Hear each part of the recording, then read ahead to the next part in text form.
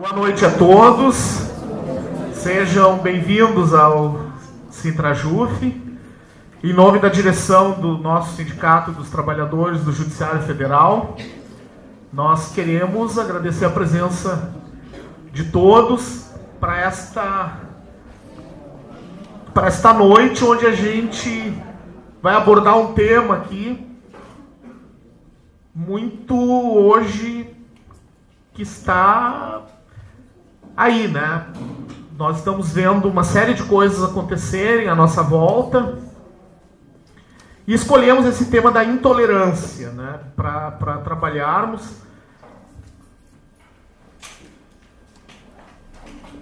E gostaríamos que vocês também viessem nas outras noites. Nós vamos ter várias edições desse projeto que nós chamamos de Conversas Impertinentes.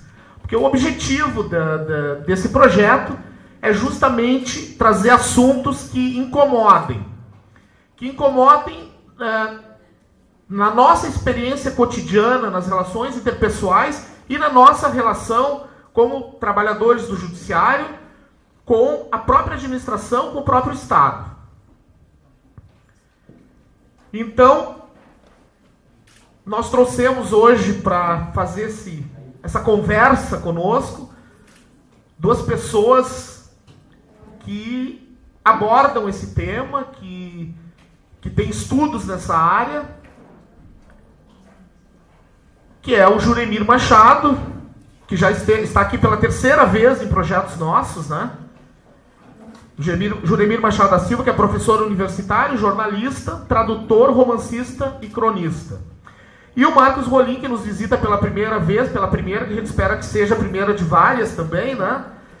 Que é professor universitário, jornalista, sociólogo, escritor e consultor em segurança pública e direitos humanos, que é uma área bem nevrálgica, onde todo mundo muitas vezes dá pitaco e às vezes se coloca, por isso também a ideia de discutir intolerância, as soluções mais óbvias, mais simples, que é também de intolerância com aquilo que a gente muitas vezes desconhece, com aquilo que a gente não está acostumado a lidar, ou que para nós é estranho. E às vezes a gente tem essa tendência de não saber lidar com as diferenças, não saber lidar com o que nos é estranho, e aí numa atitude social e mental de rejeição, e às vezes até de agressividade com aquilo que não nos é familiar. Então, nós queremos falar sobre isso e para isso convidamos então os nossos painelistas. Eu já vou passar a palavra imediatamente para o Juremir para que ele comece. Na companhia do Marcos Rolim, que eu admiro, que é um intelectual importante, interessante, um defensor dos direitos humanos, um militante do bem. E olha que não é fácil ser do bem atualmente, é muito mais fácil ser do mal. E o Marcos é do bem. O tema intolerância é um bom tema. Agora, também é preciso associar o tema ao título do evento, que é essa questão aí de ser um pouco impertinente. Então vamos tentar, né, falar da intolerância, não no sentido da pertinência, mas no sentido da impertinência como um pouco assim de provocação. Tá? Então, nos últimos dias, esse tema tem aparecido. Eu fui convidado na semana passada para participar de uma outra mesa na Assembleia Legislativa, organizada pela deputada Manuela Dávila, sobre ódio e intolerância nas redes sociais, na internet. A internet se transformou numa grande lata do lixo, um lugar onde todo mundo odeia todo mundo. E quem não odeia não é visto. A única maneira de ser visto é odiando bastante. É um lugar onde todo mundo fala mal de todo mundo. E, obviamente, sempre num tom acima, que é para tentar ser ouvido. Então, lá naquele evento que era sobre a intolerância nas redes, quase acabou no tapa. Não acabou no tapa porque chamaram a segurança e terminaram o evento.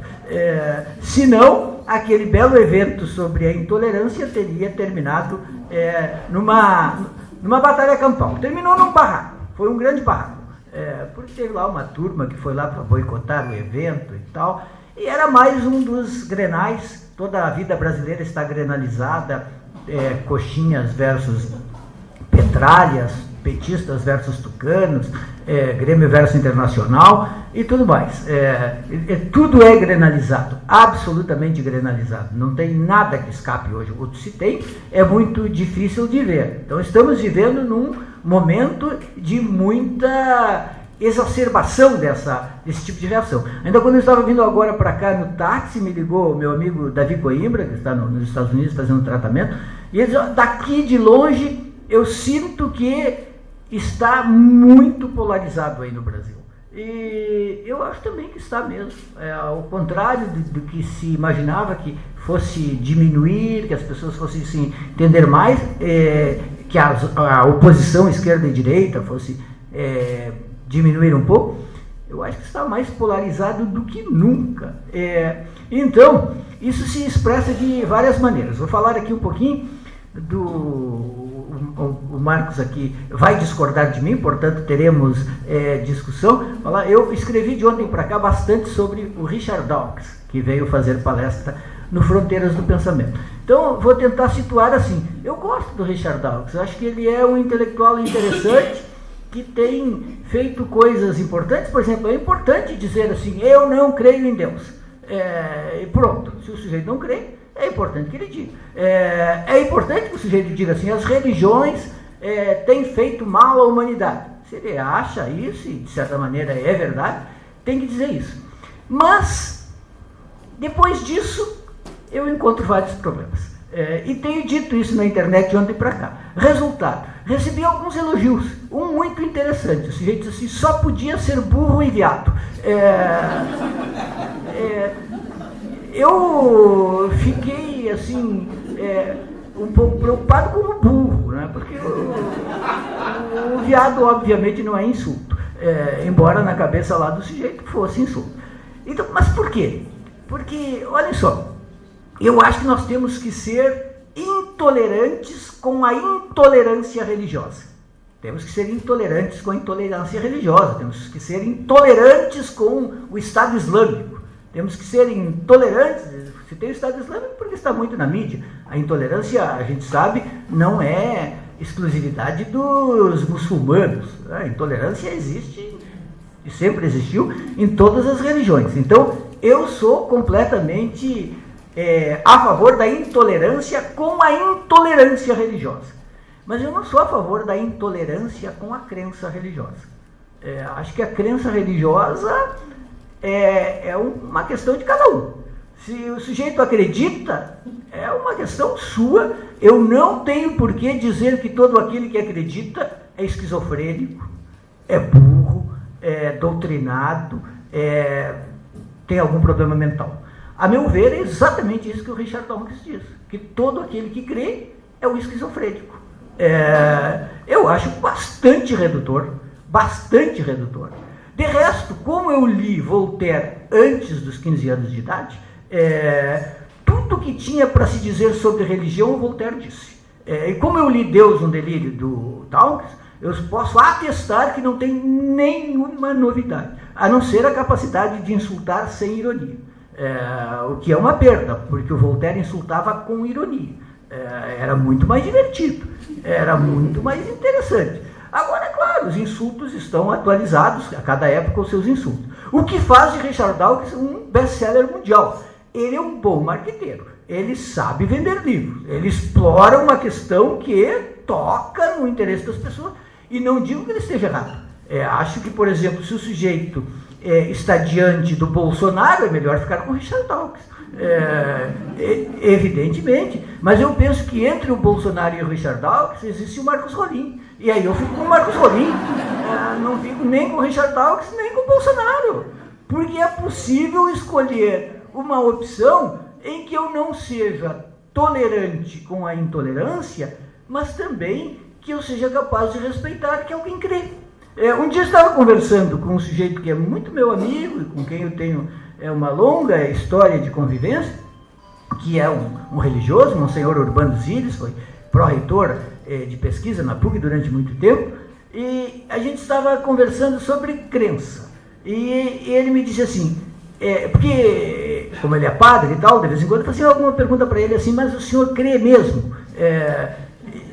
E ele me disse um dia assim, Juremir, eu creio. Eu não preciso provar para ninguém que eu creio. E não preciso provar para ninguém que Deus existe. O problema da prova da existência de Deus é dos que não creem. Os que creem não precisam fazer a prova da existência de Deus. Eles creem. Ao contrário do que disse o Dawkins ainda ontem em Porto Alegre, a questão do julgamento da existência de Deus não é da ciência. A ciência até pode se meter nisso e achar que pode definir ou não, mas quem crê não precisa da ciência. Quem crê, crê. Sente isso. Eu falo isso como quem não sente. Pode ser que um dia venha a sentir. Não é uma questão minha, mas eu não posso me colocar no lugar do outro e dizer que aquele que crê, crê porque não sabe. Crê porque é ignorante. Crê porque é esquizofrênico. Crê porque, enfim, foi doutrinado para crer. Não acho que isso seja verdadeiro. Não posso aceitar que o sujeito diga assim, espiritualidade, não sei o que essa palavra significa.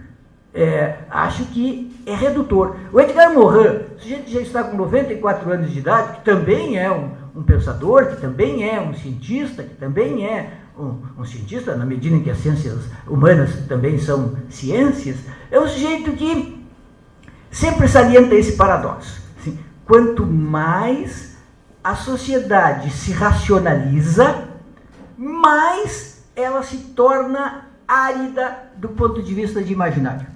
Então nós temos o seguinte, sim, a razão deve predominar, que dúvida que a razão deve predominar, mas a razão também tem seus males, a razão também tem sua doença, e o efeito perverso da razão é o racionalismo. O racionalismo é quando a razão pensa que pode explicar tudo. A ciência pode explicar um monte de coisas, ela só não pode explicar por que nós estamos aqui. Ela só não pode explicar por que existe alguma coisa em lugar de nada. E ela não pode explicar o que existia antes do existente. Ela pode apresentar um monte de teorias, a teoria do Big Bang, tudo chute. É absolutamente interessante, mas indemonstrável. Absolutamente indemonstrável. Não é à toa que os físicos estão cada vez mais perto dos poetas, o que é muito bom, porque são grandes teorias que, como a gente sabe, tem teoria para tudo. Tem um que diz isso, tem que diz outro que diz o contrário, e assim nós vivemos de amor e de teorias. O que é muito bom, eu sou totalmente a favor das teorias, eu consigo pensar uma teoria por dia. Normalmente elas não são convincentes nem pertinentes e eu as abandono. E até porque vem outra já ali apitando, querendo lugar. Mas o que eu estou querendo dizer? Que eu sou totalmente favorável à crítica. Criticar é bom, criticar é orgasmático. Então tem que criticar muito, mas também pode ser criticado. Por exemplo, o Dawkins é um sujeito que bate em todo mundo. Por que nós nos furtaríamos de bater no Dawkins? Por que nós não teríamos o prazer de bater nele se ele deixa a bola assim prontinha para fazer o gol? Perguntado por uma mulher que uma mulher deveria fazer se grávida soubesse que o feto tem síndrome de Down, ele respondeu bem diretamente: aborte e tente de novo. Seria imoral colocar no mundo uma criança com síndrome de Down. Eu acho infame. Eu acho que cada um escolhe, mas é algo que, dito, formulado como tal, fica infame.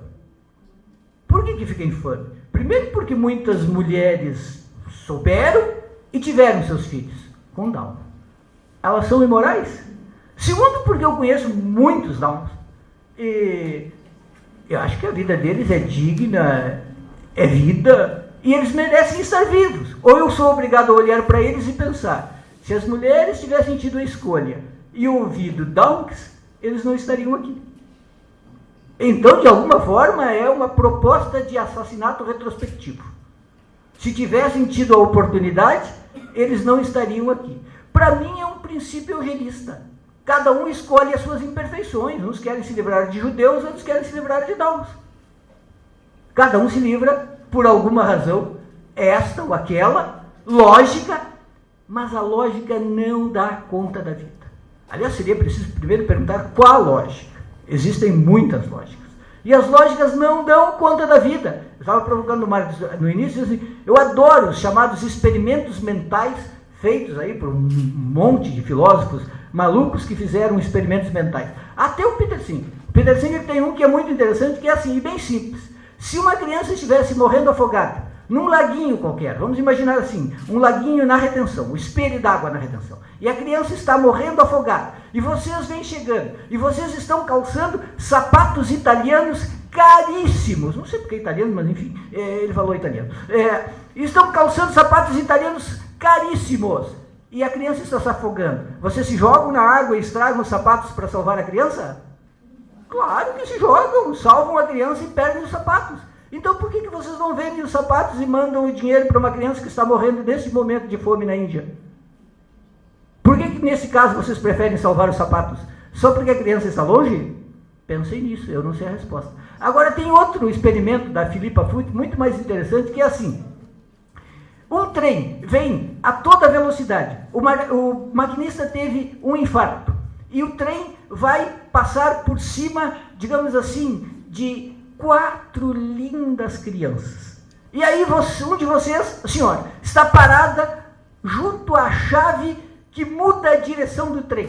Tem uma bifurcação, muda a direção do trem. E no outro lado, na outra linha, se a senhora mexer na chave, o trem muda de direção e passa por cima de 2 velhinhos. Salvaram-se 4 crianças e morreram 2 velhos. O que é melhor, o que é pior? O princípio do Dawkins é o seguinte: produzir menos sofrimento e mais felicidade. Ora, se eu salvo 4 crianças e mato 2 velhinhos, eu já tenho pelo menos o dobro de felicidade em relação ao sofrimento. Porque são 4 e são 2. Agora, tem outro exemplo mais interessante. Por que não? Chega um sujeito no hospital com a perna quebrada e chegam 2 precisando de um transplante. Por que não matar aquele da perna quebrada e usar os seus órgãos para salvar os 2 que estão precisando de transplante? Afinal de contas, vai produzir mais felicidade e menos sofrimento. Morre só um e se salvam 2. O que eu quero dizer com isso? Não, a lógica não dá conta do existente. Felizmente, a razão não dá conta disso. A gente não sai desses paradoxos. Agora, vende livro. Porque é provocativo. É por isso que eu disse que o Dawkins é um blockbuster. Todo cinema blockbuster é assim. É um troço provocativo, mas meio aguado, que fascina o gosto médio. É isso. E se tiver uma boa estrutura de marketing por trás, aí funciona mesmo. Porque a estrutura de marketing é assim. Inclusive no Fronteiras do Pensamento, que eu ajudei a criar e conheço bem. É assim, em vez de chamar o ingresso de ingresso, quer comprar um ingresso? Comprar ingresso é vulgar. Chama de passaporte. Passaporte eu quero. Passaporte para quê? Para ver o Dawkins.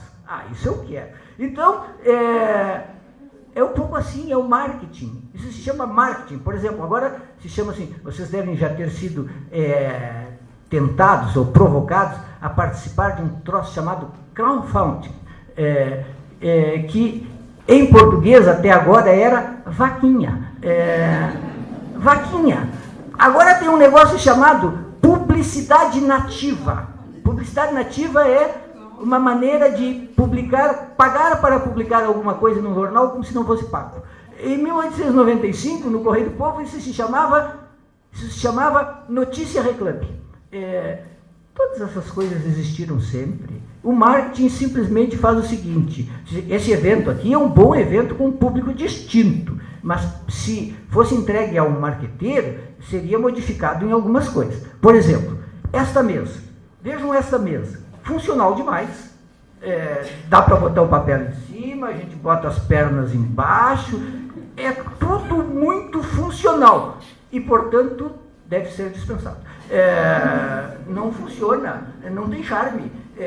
Como deveria ser feito? 2 poltronas, brancas de preferência, sob um fundo preto. E nesse momento nós estaríamos com os papéis em cima das pernas. E seria bem desconfortável, mas seria fashion pra caramba. Então, vejam só, marketing, marketing, marketing. Nós somos a sociedade do marketing, até o da intolerância. Até tudo é bom desde que caiba no modelito do marketing. E aí sobra pouco espaço para a diferença. Porque o grande problema da nossa época é a diferença. É esse outro que é diferente de mim. Eu posso dizer, eu não creio. Eu nem sei se eu creio ou não creio. Depois, quando for para casa, eu vou pensar nisso. Mas eu posso dizer, eu não creio. Mas o que eu faço desse outro que olha para mim e diz, eu creio? Eu digo que ele é burro. Eu digo que ele foi doutrinado por uma família que também foi doutrinada e que secularmente tudo e milenarmente tudo isso é doutrina, alienação, e que só cabe extirpar esse mal. Eu tenho a verdade, eu tenho a razão, e o outro não tem nada. Absolutamente nada. Será? Por que será que a gente sai, com os antropólogos, de uma cultura para outra, do interior da Amazônia para a Oceania, para todos os lugares, em todas as culturas, e elas sempre tiveram crenças? Por que elas sempre tiveram crenças? A gente vai a Machu Picchu e, mesmo não crendo, senta lá e fica tomado de alguma coisa, que eu usarei essa palavra um tanto ridícula, de uma energia esquisita. Por que será? Por que será que nós temos essa tentação de transcendência? Essa, digamos assim, tendência ao metafísico. Por que será que a gente se pergunta de onde eu vim, para onde eu vou? E só o Dawkins não se pergunta por isso? Bom, pode ser. O meu computador também não se pergunta.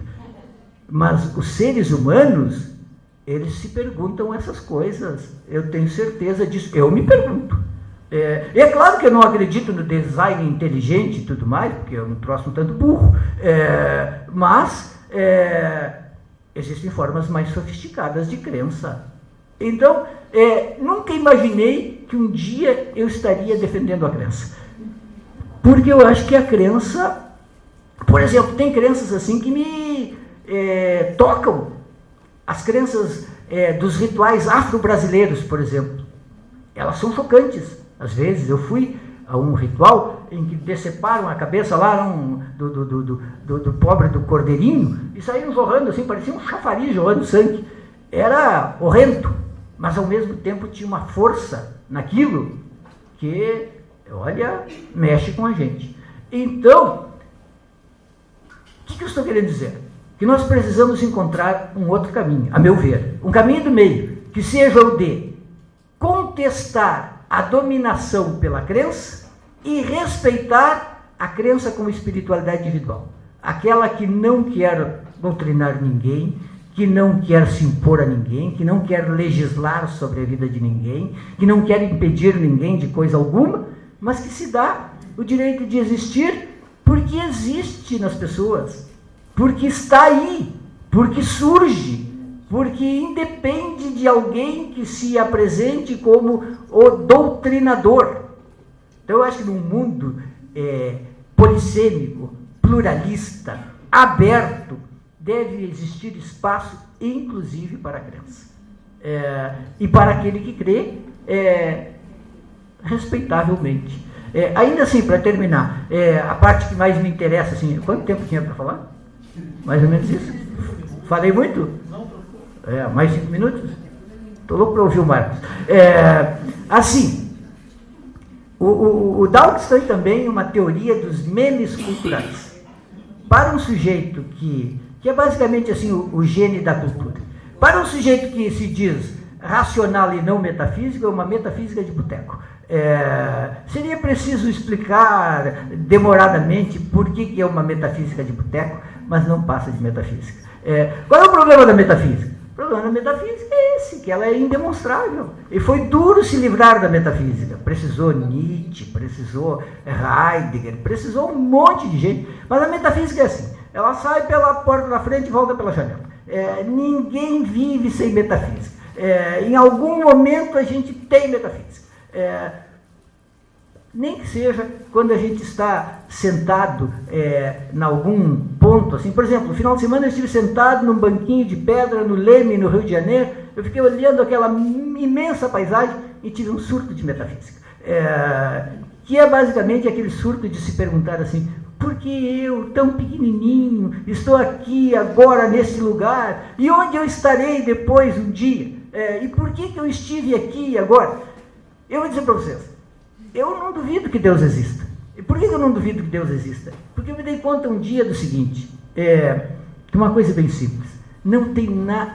Se alguém acha a existência de Deus absurda, e é bem razoável que a existência de Deus seja absurda, eu vou dizer para vocês, tem uma coisa mais absurda do que a existência de Deus, a nossa existência. Não tem nada mais absurdo do que a nossa existência. Se o homem existe, por que Deus não existiria? Se o homem existe, tudo é possível. Absolutamente tudo é possível, porque nós somos absolutamente improváveis, se é que nós existimos.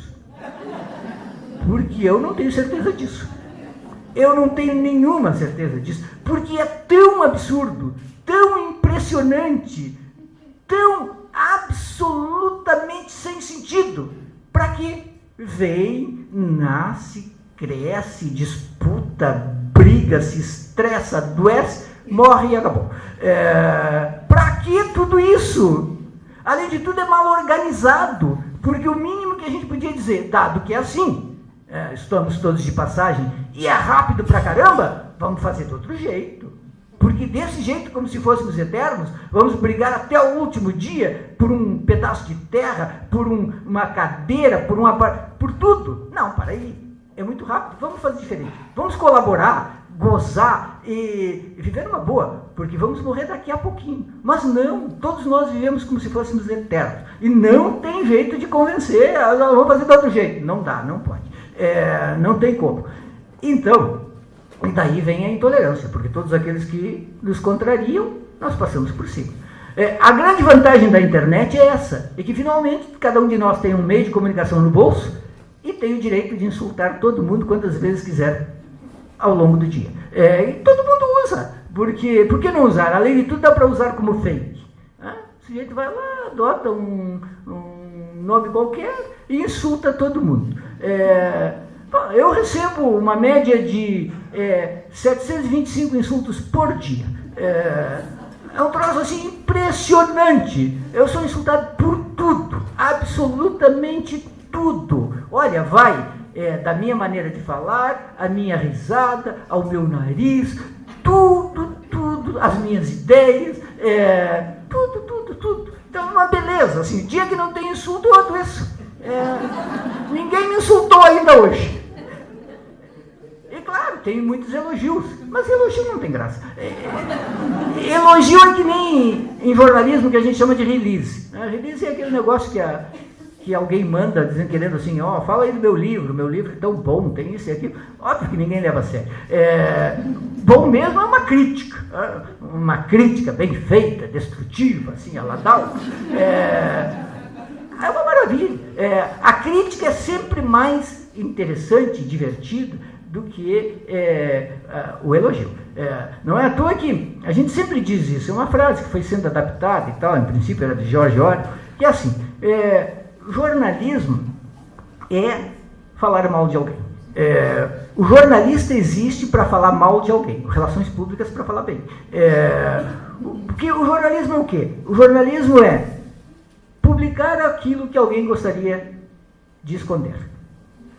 É isso. O resto é propaganda, como dizia o Jorge Orwell. Então, óbvio que a gente se acostuma com a crítica. Quando me mandam um elogio, eu penso que é falso. Quando me mandam uma crítica, eu sei que é verdadeiro. Além de tudo, o cara que elogia, ele pensa, eu posso fazer isso amanhã. Mas o crítico é um cara tomado de raiva, tomado de ódio, desesperadamente interessado em destruir o outro. Ele não pode esperar até amanhã. O assassino não espera. Ele quer agir agora. Então, a internet trouxe essa ferramenta. E a gente precisa se proteger, porque todo mundo tem até uma certa dose daquilo que pode suportar. Tem uns que suportam mais, tem uns que suportam menos. Tem épocas. Eu varia muito, tem épocas em que eu fico mais intolerante com os que não me toleram. E se um dia eu me tornar um serial killer, vocês já sabem por quê. Tem dias que dá vontade de sair matando todo mundo. Porque o que tem de mala é um troço impressionante. E as malas perderam a vergonha de ser malas. Agora é mala assim que fica se exibindo na esteira, passando, passa de novo, mais uma vez. A vida se tornou uma grande rodoviária de São Paulo, com a internet. É isso que eu penso. Então, o que eu queria dizer? Precisamos ser tolerantes com todos, até com os que não nos toleram, na medida em que isso é possível. Chega um momento em que precisamos também dizer basta, em que precisamos retomar os princípios. Qual é o princípio? A meu ver, modestamente, respeito à diferença. Respeito à diferença, mesmo quando o diferente me parece absurdo, mesmo quando o diferente me parece ser o resultado de alguma deformação cultural. Mas eu preciso respeitar esse diferente. No mínimo, eu preciso fazer a seguinte pergunta: e se ele tiver razão? E devo fazer uma segunda pergunta: e mesmo que ele não tenha razão, por que ele não teria direito de ser como é? Por que todos deveriam ser conforme a minha razão? Por quê? E além de tudo, para encerrar, realmente, aquele princípio: e se o outro é feliz como ele é? Por exemplo, acreditando. O meu princípio de base não era produzir mais felicidade e menos sofrimento? E se os outros são mais felizes na religião do que fora dela? Eu deveria censurá-los por isso? Então, eu acho que nós temos problemas demais, que eu não saberia resolver, mas que eu tenho certeza de que o Marcos Rolim conseguirá. Obrigado.